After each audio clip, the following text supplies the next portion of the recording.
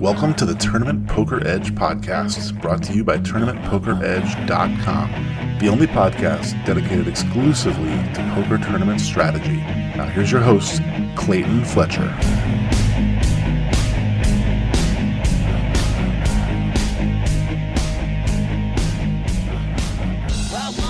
Hello once again, everybody, and welcome to the Tournament Poker Edge podcast.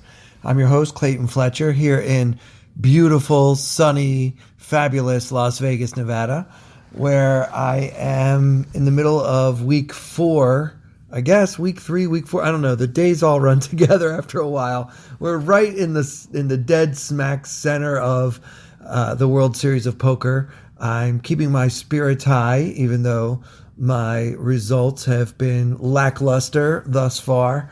I feel I've been playing well. I've been having a lot of fun at the tables, and I do think that my day will come. I have a few small cashes, but nothing to write home about. I tried desperately to get a guest to join me for this podcast, but everyone is busy, either with professional obligations, such as charity events they have to do, or things like that, or more of them are just everybody's playing. So it is that time of year when the poker community comes to Vegas and plays nonstop poker for like 7 or 8 weeks in a row.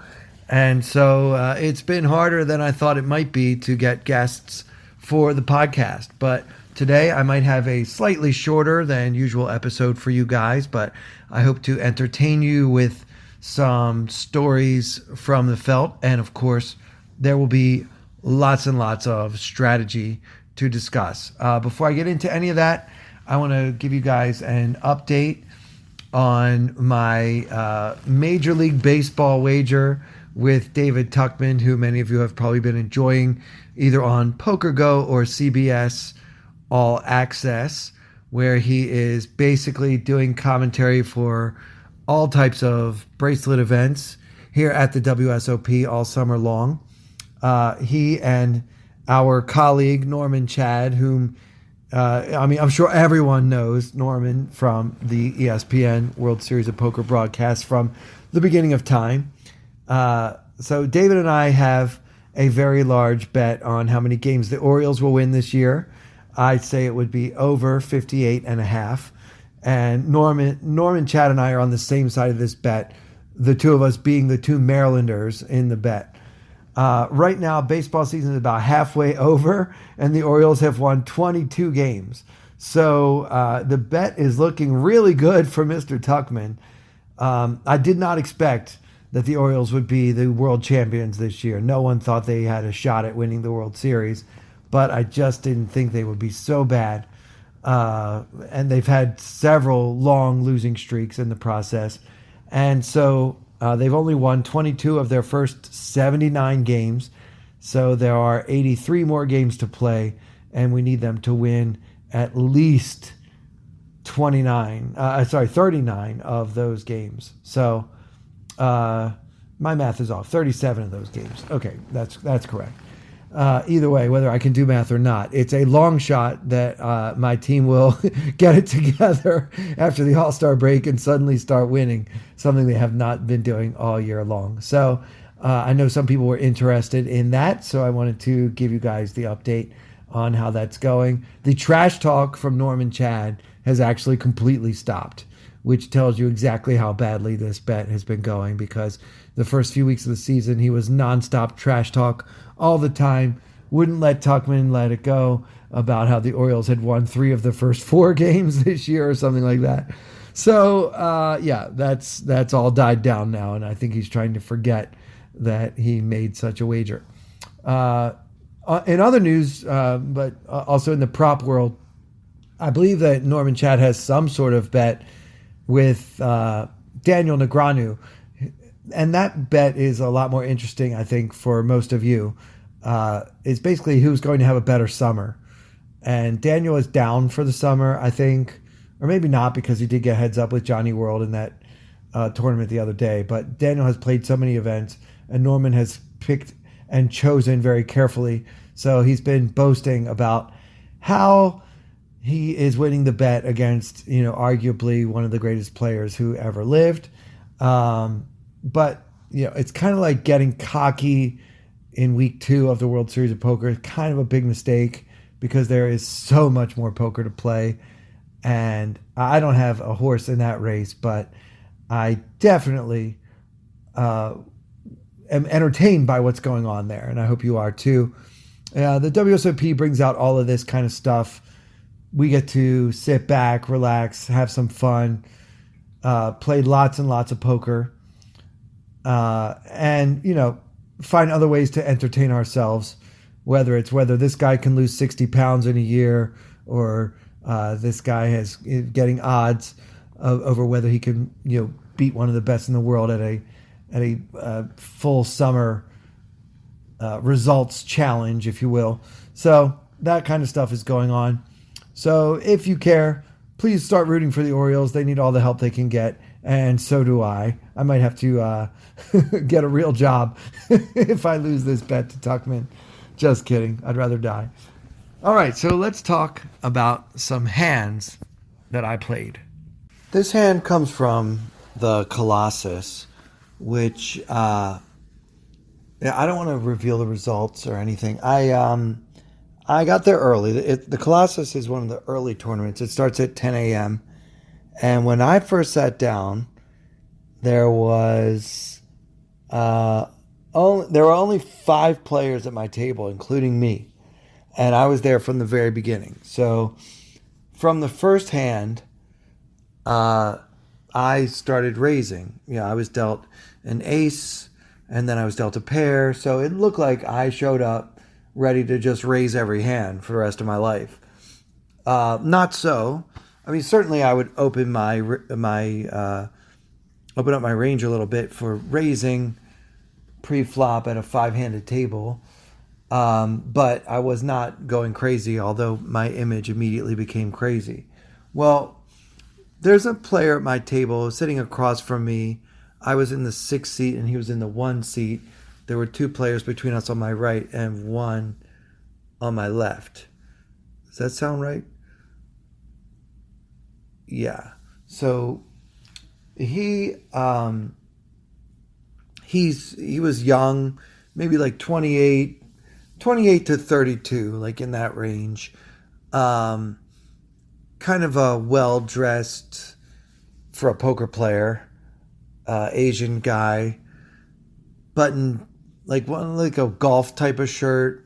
He had a little bit of a swagger to him. He had expensive looking eyeglasses that he was wearing, and he seemed like he was going to take it upon himself to get into a raising war with me. So after it became apparent that I was becoming table captain, but I really wasn't, but it just looked that way. He started playing back at me. And I really felt like for the first half hour or so, he was trying to assert his dominance.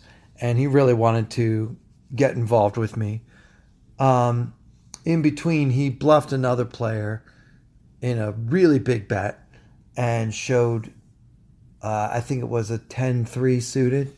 So he was definitely not there to wait for premium hands. Now, in this tournament, you start with 40,000 chips, and the blinds are 100 and 100 with no ante. So you just start with 400 big blinds. By the time we got to level 2, which was 100, 200 with no ante, we now had 6 players at the table. So I'm under the gun with the ace, king of spades, ace of spades, king of spades, and I opened to 600, which was basically the standard raise at our table. The player on my left, who was, so the only 2 that seem to have a lot of experience are myself and the other player that I already described. So the other 3 guys and now the 4th guy who just joined are, they seem like they're recreational players. I don't expect them to be bluffing a lot. I mostly think that they will be playing solid values and playing their hands, according to Hoyle. So with that in mind, the player on my left, I saw him when he sat down. He showed a Georgia license plate, and he's probably in his early 50s, very thick Georgia accent, talks a lot at the table, but mostly under his breath. In one hand that he and I played together earlier, I made a bet on the river. I tried to bluff him when the ace hit on the river, and the final board in that hand was something like ace, jack, jack, 9, 7. And I bluffed the ace on the river, and my opponent said in a very thick Georgia accent, "Well, I guess you got the one you were looking for," and paid it off anyway with pocket fours. So he called a big river bet with an underpair after giving the speech that he thought that I must have hit the river. Anyway, that's a little bit of a read on him. So he flat calls. Then the Asian player with the cool glasses raised it to 2,600. And then it's back to me. And I think this is a close decision here. At a 6-handed table, having been 3-bet with the suited ace-king, I think generally you're so deep, you're not going to get all in, right? I mean, I have 50,000. Most of my opponents have like 40,000 or at least 30,000. The guy who has now 3-bet this is the Asian player I described before, and he's got 190 big blinds. He's got 38,000 chips. His M is like 127 or something like that. I hope my math is right there.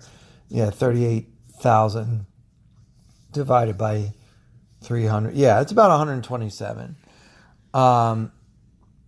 So we're not really looking to get all in. But do I keep raising and possibly get rid of the Georgia player who's likely to call if I call? Or do I just call and play a 3-handed pot? So these are the decisions that we have to make. And in this spot, I chose to keep raising. A lot of it has to do with the dynamics that I discussed already between myself and the bespectacled Asian player. So I made it 7,500.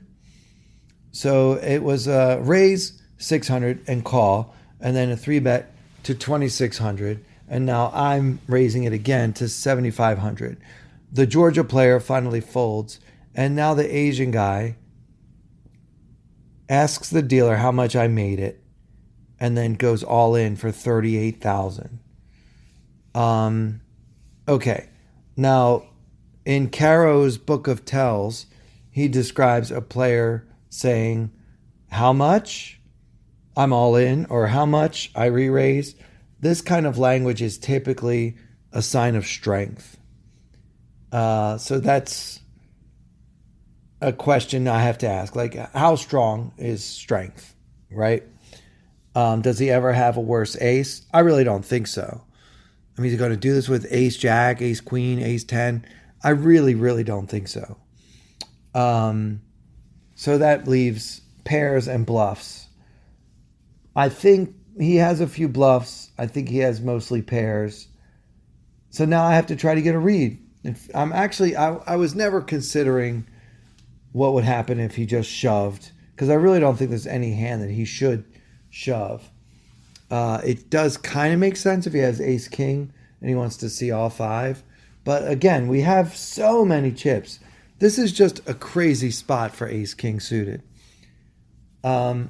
We do have the opportunity to re-enter the tournament. You can buy in again for $400. Now, just as an aside, guys, there's a difference between re-entries and rebuys. In a rebuy tournament, there's no rake on the rebuys, and you don't get a new table assignment. You stay at the same table. When you lose your chips, you announce rebuy. Somebody comes around, gives you more chips, and adds the money you spend on those chips directly to the prize pool. That's how rebuys work. In a re-entry, it's just like you're a whole new player. You don't get the same table. Well, sometimes you do, but usually you don't.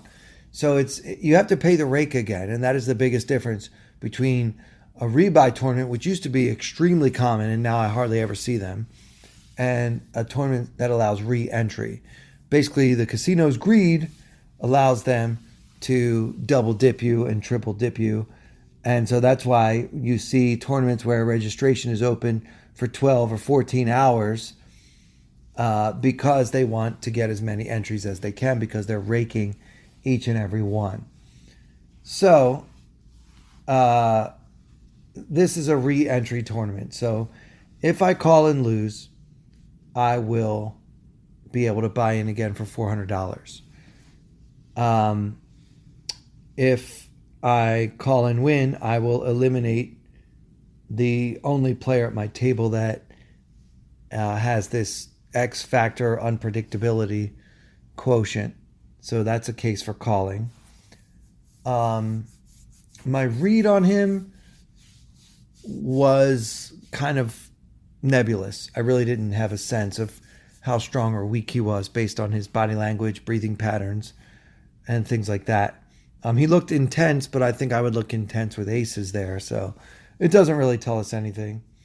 One thing I considered is that this player who has been jockeying back and forth for position against me could well have too many bluffs in his range. So what I mean by that is think of the tilt factor if he turns over like a 10 deuce after I fold ace king suited, which I think if he's bluffing me here, he will turn it over. So it's pretty close, but I did call, and he had ace queen. I don't see any reason to play ace queen this way. It just goes to show how little people really know about deep stack, no limit hold'em. What's wrong with just calling on the button? He's on the button. He can just call. I don't know. It's a very strange play by him to raise and then shove once I re-raise. But again, the dynamics of the first hour, half hour to an hour, really came into play here. So after I won that hand, I had over 90,000 in chips, and the blinds were still at 100, 200. So it's just a crazy spot to be in. So we're cruising along in the Colossus. We have our stack up at 100,000, and the blinds were 100, 200 with a 200 big blind ante. The table has filled up a little bit now. We are 7-handed, and the new players are not really very threatening. I've eliminated the only aggressive player at the table, and now my opponents include the guy from Georgia that I described earlier, who is running like God. He's had kings like 5 times. He's just got all the chips. He's the only player at the table that has me covered. And the other opponents are mostly really cautious, just waiting to pick up a good hand. I haven't really seen any bluffs or any wild plays since the Asian guy with the glasses was eliminated. So that's the situation. And I'm in second position, or under the gun +1, with the King of Clubs and Queen of Hearts.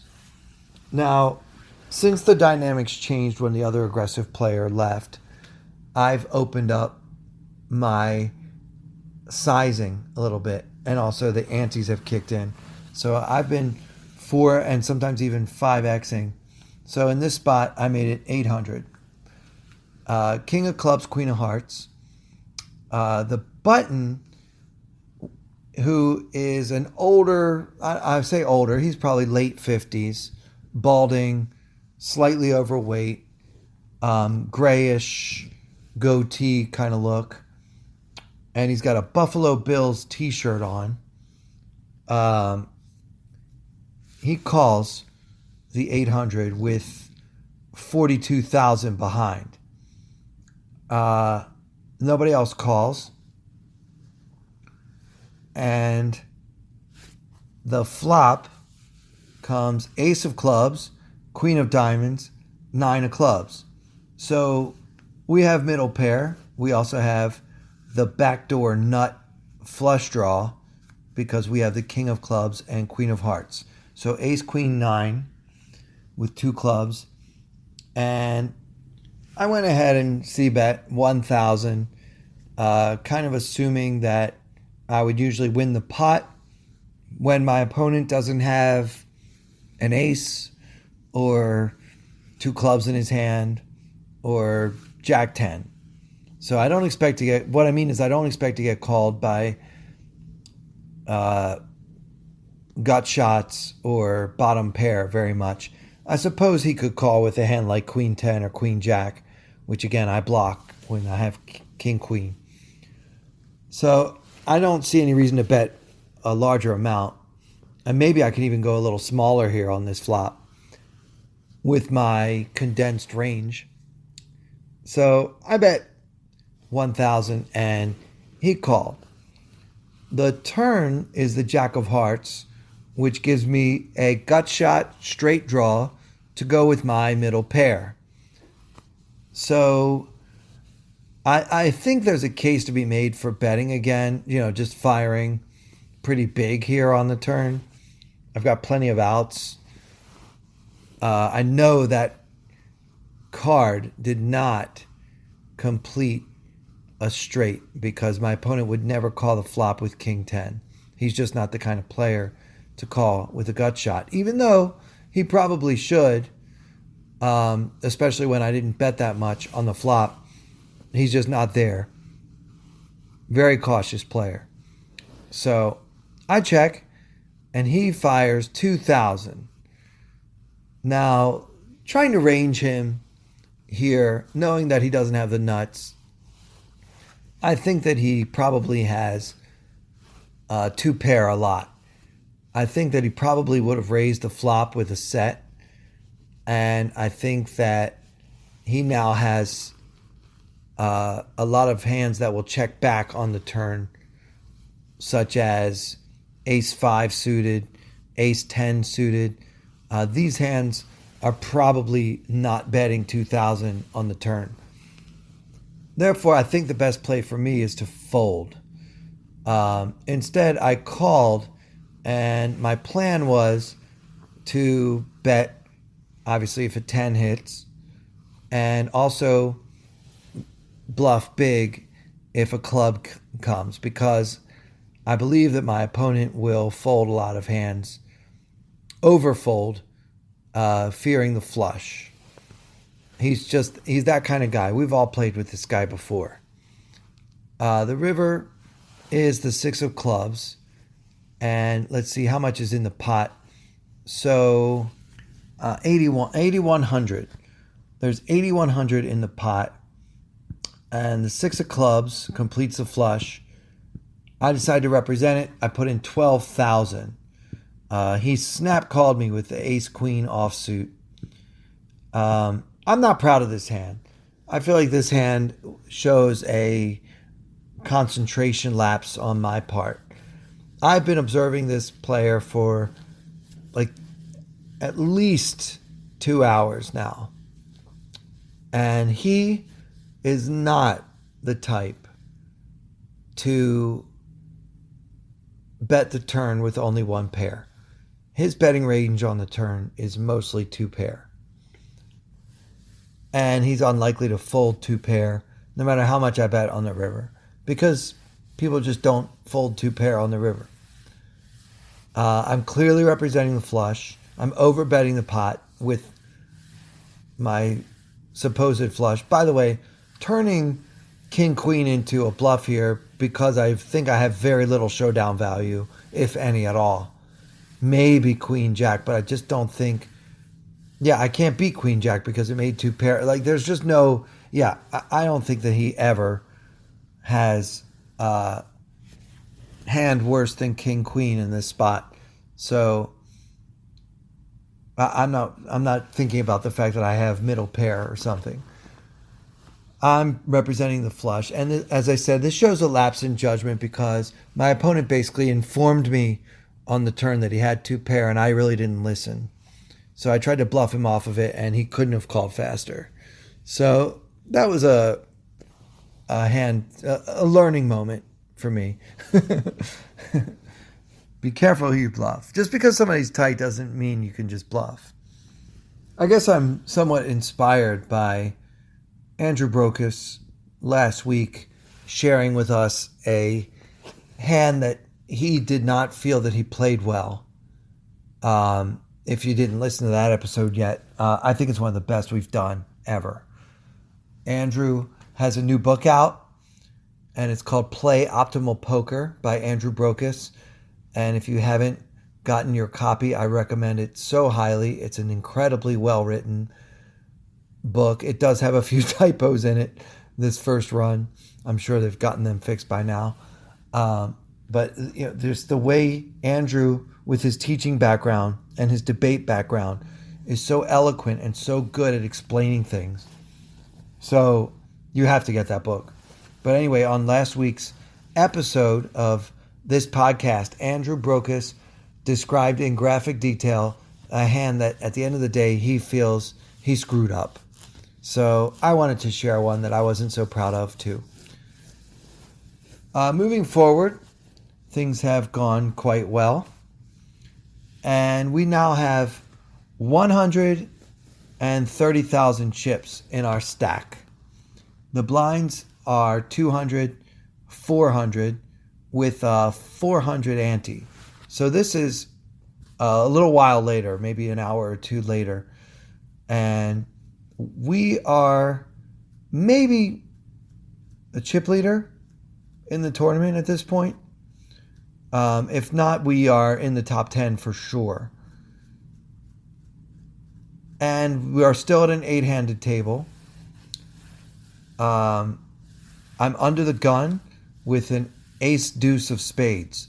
So ace of spades, deuce of spades. And if you want to tell me that there's no reason for me to open in early position with a hand like this, and that you would always fold this hand from under the gun in a tournament like this, I won't argue with you, okay? I think that is totally fine. I mean, we want to be playing most of our hands, especially deep stacked, in late position. And we don't have sophisticated enough opponents to necessitate balancing our under the gun raising range, which should normally just include very strong hands. We don't need to have any deuces in our under the gun raising range at this table. The reason I decided to open was because I felt like I was in control of my table. I wasn't concerned about anyone 3-bet bluffing me. Also, we're deep enough that I could possibly even call a small 3-bet with this hand and see a flop because we're so deep. And if I did that, I would know that my opponent really had a hand. They do not 3-bet light at my table. Nobody does. Well, I do. Nobody else does. So I make it 1,100. Again, the blinds were 200, 400 with 400 ante. We are under the gun at 8-handed table, holding the ace of spades, deuce of spades, and we open to 1,100. I get two callers. One is the Georgia player I described before, and another is one of the newer players at my table who seems to be fairly loose.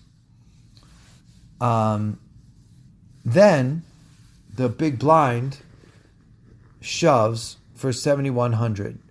Now, he has been kind of waiting for a spot for a while now. He seems like a fairly competent player. Not a tough pro by any means, but a thinking player. And I think that he has a good number of hands in his range. Anyway, the pot is offering me a very attractive price to call, especially when I expect my opponents on my left to also call most of the time. So it's a little sketchy, but I do call. And so does the older player who is in seat 1. He's got about 35,000 behind. And we are now going to be heads up in the dry side pot. So he's got 35,000 behind. He's a older player, 65-ish. He's wearing a Vietnam War hat, I think. It had like a flag on it and it looked like a military hat. So that's our opponent in this hand. The flop comes Jack of Hearts, 5 of Spades, Trey of Spades. So it's a great flop for us. We have an overcard, and we also have a gut shot straight flush draw. So this is one of the best flops for my hand. But still, I check it because I don't think I can get a better hand to fold. And the old presumed veteran checks behind. By the way, let's calculate this pot. There's 1,000 in the pot before the hand.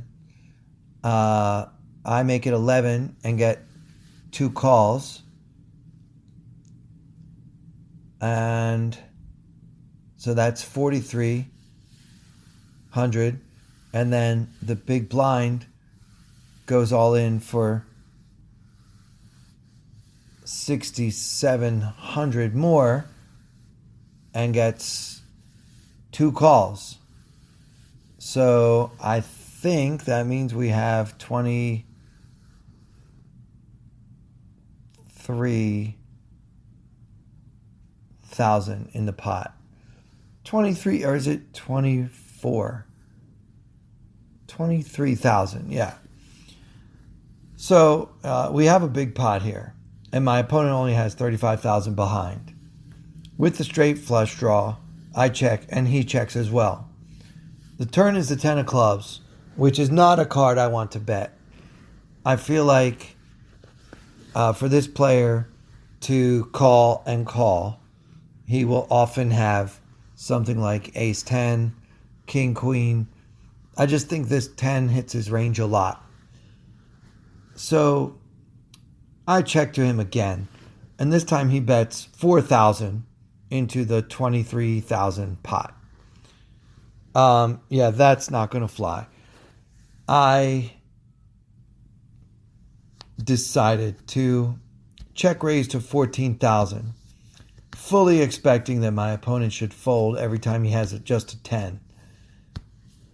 And I also expected he would have bet the flop if he had a jack on jack 5-3 with 2 spades and a player already all in after I checked to him. So this 4,000 feels like either king queen or a 10, maybe like king 10 or ace 10.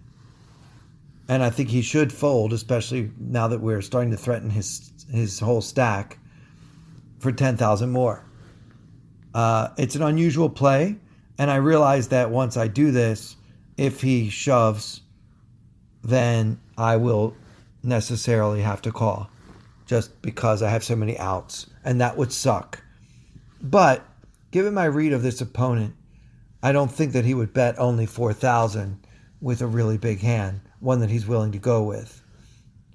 I think he was just trying to get rid of me, not realizing that you can't get rid of me by offering me 5-1 or 6-1 or 7-1 on a tiny bet.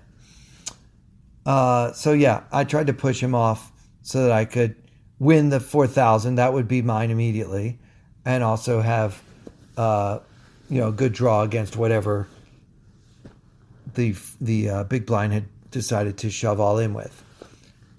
He called, which is extra weird, and pretty much needs to be king queen. Like, I don't know what else he could possibly have to call my check raise on the turn. So now I'm hoping that the 9 of spades hits the river and gives my opponent a straight with my flush card.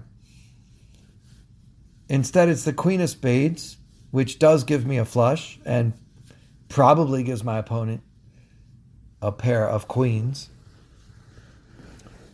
And I bet enough to put him all in, hoping that he would just feel committed and call. But instead, he folded and told me afterwards that he made a pair on the river. So I don't know whether to believe him, but it is consistent with my read of what hands would bet 4,000 and then call 10,000 more in this situation and not just go all in. And I think king queen is about it, guys. I really do. So yeah, I won the hand with the nuts. And by the way, the big blind had pocket 4s and just decided that there was enough action in front of him when he was in the big blind to just go ahead and get it all in. And I don't really hate it. So I guess that'll do it for this episode. I'm sorry that I wasn't able to bring a guest on with me, but I hope that you guys that might be out there wishing you could be in Vegas right now, I hope that listening to some of the hands that I'm playing in these World Series of Poker events help alleviate some of the FOMO you might very well be feeling by now. I'm having fun. I'm not winning yet, but I feel like my day is coming soon. And most importantly, I'm learning so much every day. I feel like every time I sit down and play poker, I learn something. I learn about myself. I learn about the state of the game. I learn about how people are playing now. And I learn about just improving.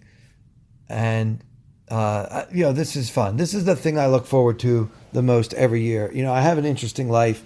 I get to travel the world. I do stand-up comedy in places like Sweden, Australia, Holland, and of course all over the U.S., Canada, the Caribbean. So I get to travel a lot. I get to go to a lot of great places, and I get to, do a lot of big shows with a lot of big comedians. And I really, really love the life that I have. But nothing that I get to do during the course of the year compares to the pleasure that I feel from being here in the summer.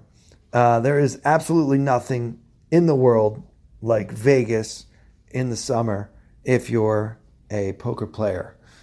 So if you're planning on coming, get excited. It's really big this year.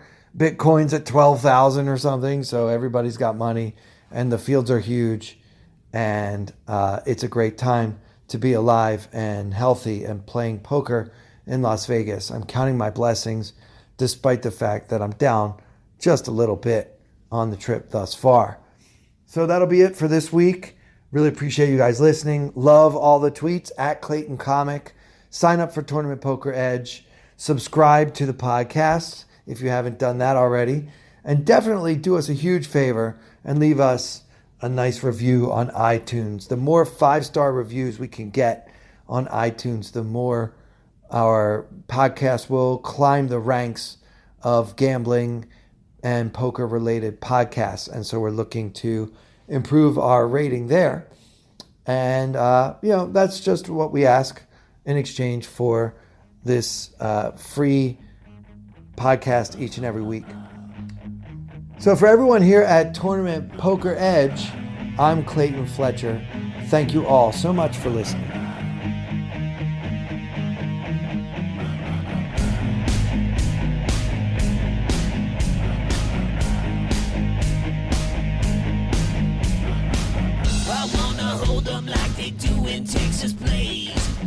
let 'em hit me, raise it, baby, stay with me. Luck and intuition, play the cards with babes to start. And after she's been hooked, I'll play the one that's on her heart. Oh, whoa, whoa, whoa, whoa. I'll get her heart, show her what I got. Oh, whoa, whoa, whoa, whoa. I'll get her heart, show her what I got. Can't read mine, no she can't read a mile. Poker face, she's got to love nobody. Can't read mine, no she can't read a mile. Poker face, she's got to love nobody. Poker face, poker face. Poker face, poker face. I wanna roll with her, a hard pair we will be. While little gambling is fun when you're with me. I love it. Russian roulette is not the same without a gun. And baby, when it's love, it's not rough, it isn't fun. Oh, whoa, whoa, whoa, whoa. I'll get her heart, show her what I got. Oh, whoa, whoa, whoa, whoa. I'll get her heart, show her what I got.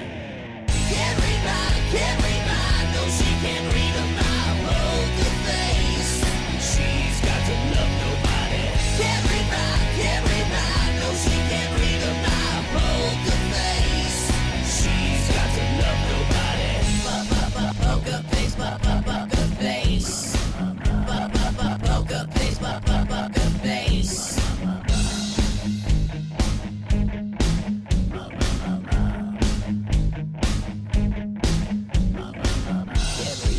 Can't read mine, no she can't read a mile. Poker face, she's got to love nobody. Can't read mine, no she can't read a mile. Poker face, she's got to love nobody.